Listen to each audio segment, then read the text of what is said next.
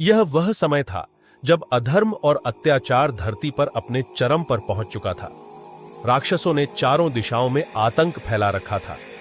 ऋषि मुनि, देवता और साधु संत भी भयभीत होकर कंधराओं और वनों में छिप गए थे। स्वर्ग में सभी देवता एकत्र हुए और ब्रह्मा जी से प्रार्थना करने लगे, प्रभु, अब इस अत्याचार का अंत होना चाहिए, वरना सृष्टि का संतुलन बिगड़ जाएगा।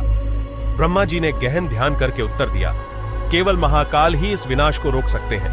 हमें भगवान शिव का महाकाल रूप जगाना होगा। हिमालय की एकांत गुफा में भगवान शिव ध्यान मग्न थे। उनका तीसरा नेत्र बंद था, पर भीतर अपार अग्नि सुलग रही थी। उन्हें इस सृष्टि की पीड़ा का आभास था, किंतु जब तक धरती पूरी तरह सहायता की याचना नहीं करती, वे मौन रहते हैं। जब राक्षस त्रिपुरासुर ने शिवालयों को नष्ट करना शुरू किया और काशी जैसे पवित्र स्थल को अपवित्र करने की कोशिश की, तब मां पृथ्वी करुण पुकार के साथ भगवान शिव के पास पहुंची।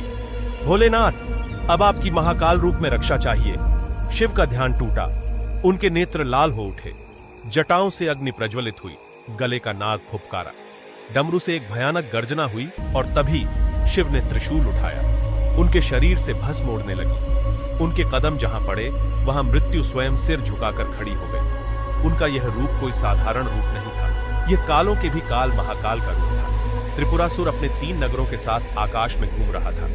देवताओं ने वह समय चुना जब तीनों नगर एक सीध में आए। महाकाल ने पिनाक धनुष पर अग्निबाण चढ़ाया और एक ही तीर से तीनों नगरों को भस्म कर दिया। त्रिपुरासुर चीखता हुआ नष्ट हो गया।